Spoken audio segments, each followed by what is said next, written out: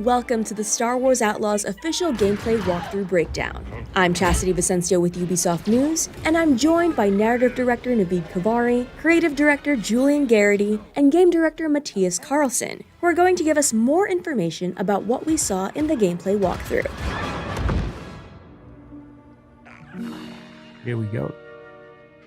And this is our first ever introduction to Nix. Nix is a Merkal, a rare and exotic creature whose home planet still remains a mystery. He's got a very curious personality, as you can see here. He can be a bit stubborn, but he has an incredibly strong bond with Kay and always follows her lead. She's grown up with Nix for most of her life. He's not just a pet, he's family. Good boy. And here we have Kay. First introduction to a brand new scoundrel in this galaxy. Kay is a young thief who's found herself on the moon of Tashara, which is a hive of underworld activity. She's picked up a high-risk job to steal a priceless, sort of mollusk-like object from a lieutenant of the Pike Syndicate. Once she's grabbed it, with the help of Nix, she's going to turn it in and earn some much-needed credits. So Pikes are one of the syndicates that we'll be tangling with in Star Wars Outlaws. And the Pikes here are borrowing without permission some vehicles from the Empire and the Rebels and different people and cutting them up. Nix.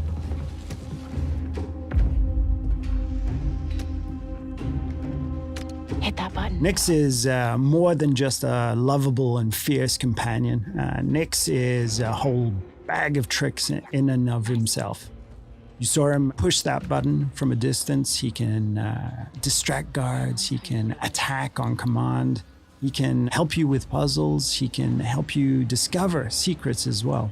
He is very much conceived as a symbiotic part of the player's control over Kay and Nix. So we're really thinking of them together as a whole. I was just leaving. So when we meet Kay in the beginning of the game, she knows her way around the blaster. It's not necessarily her first option or primary tool to solve a problem or a situation. However, as we progress through the game and its many ever more dangerous situations, both Kay and the blaster itself will evolve and improve. And you will soon find it to be a central and very versatile tool for more than just directly taking out enemies. Okay, we'll figure this out. And Kay's blaster is very meaningful to her. This blaster has a lot of modules that you can discover, upgrade, and apply to the blaster that allow you to deal with situations in radically different ways.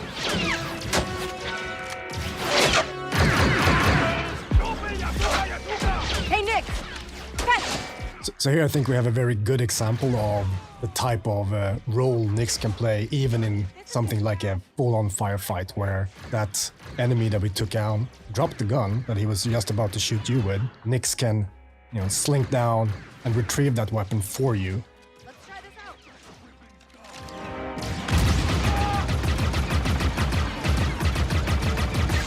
Dick Ferrick! Sometimes, best solution is just to get out of there. So ever since we kicked off this project in collaboration with Lucasfilm Games, one of the things that they were passionate about, of course, is authenticity. One of the things we were passionate about is bringing something to the galaxy of Star Wars. And one of the biggest things was this moon, Tashara. And Tashara we developed, working very closely with Lucasfilm, everything from its vegetation to the wildlife to its deep, rich culture, and all of the activities that we can discover during this trailer, and even more. These guys don't quit! One of the key pillars for both Kay the character and for the core gameplay in general in Star Wars Outlaws is what we call a resourceful underdog. Kay is a capable and daring person. And we reflect that in gameplay with you having access to a wide range of actions and abilities, ever growing, of course, as you play through the game, ranging from stealth to full-on firefights. So as we saw here, shooting from, driving your speeder full speed ahead under fire from enemies. We said if we can make the player think like, oh, I can't believe I made it, when they just play through something, it's a success. Forgive me. Kay's reputation with the syndicates will play a big role in how she approaches her journey, whether it's the Pikes, Hutts, or others. We had a saying that in the underworld, you live and die by your reputation. If a job she takes hurts a syndicate, those opportunities aren't available. So her choices play into how she experiences her journey. There's Jonta's Hope. This is Jonta's Hope. Jonta's Hope is one of the settlements that we have in the game. So this is a tiny outcrop, an oasis of civilization in these windswept plains. And it usually contains a drinking hole, a cantina, and these are hubs of activity too. So we very much enjoyed developing how it would look and feel and what sort of vibe that cantina would have. But this is just one of many settlements and cities that Kay will discover across the galaxy. And that includes the capital of Miragana, a city on Tashara filled with corruption and underworld activity. No. Okay. ND5 is a BX commando built by the Separatists and battle-hardened during the Clone Wars. Nowadays, though, he serves as kind of an enforcer droid in the underworld. He's partnered with Kay as they attempt to pull off a big, high-risk job. It's the opportunity of a lifetime. Not a friend. She can't be trusted. Who can out here? See you back at the ship. So various jobs and favors for the different characters and factions you encounter. They play an important role in everything from learning new things, actually unlocking equipment and abilities, to managing your precious reputation in the underworld, which is the key to some of the most lucrative opportunities out there. Important note though, something that's key to the fantasy of the free scoundrel lifestyle is that you're never in servitude of anyone. You're making your own choices, carving your own path through this world, making a name for yourself. Job was more complicated than you said, Dunka. You lived. Who she works for, whether it's with syndicates or otherwise, is crucial to creating a reputation for herself. And then how she approaches those syndicates through those choices is going to be key to gaining bigger and better rewards, whether it's for credits or priceless artifacts. Wait. So nothing in the underworld is black and white, and we wanted to reflect that in the choices she makes when taking on jobs. This is one example of many. Does she just hand over what was stolen, keep a cut for herself, lie about how the job went down or the intel she learned? It's really left up to her. In these scenes where we're going to give a choice to the player, and these choices, there is no wrong answer. There's just ways to weave your own story, ways to change, challenge, increase your reputation with certain factions and syndicates, decrease it, gain an advantage or a different perspective on the story too. So we put a lot of effort in giving the player agency over their own trajectory. Thanks. So the game takes place in the original trilogy era. So the Empire is at the height of its power and reach. So they're always looming there, somewhere in the background, ever watchful. But as you can see here, we want to show a different side to the Empire and how it intersects with the underworld, and that means corruption. Particularly on Tashara, even though it's Imperial run, the local governors and officers lean into corruption and have worked out special arrangements with the syndicates that benefit them. So this is the wanted system, and the wanted system is something that's going to be ever present within the game. If you are caught or challenge the Empire, you're going to start to get wanted. And if you continue, you persist, and you do even more actions, that wanted level's just going to go up.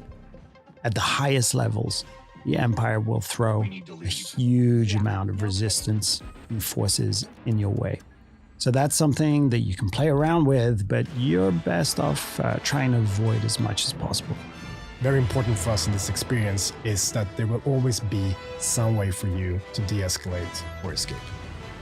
Oh, this is the Trailblazer. Now, if there's one dream that a lot of game developers have, it's to help design a spaceship for Star Wars. And this is our take on that, the Trailblazer.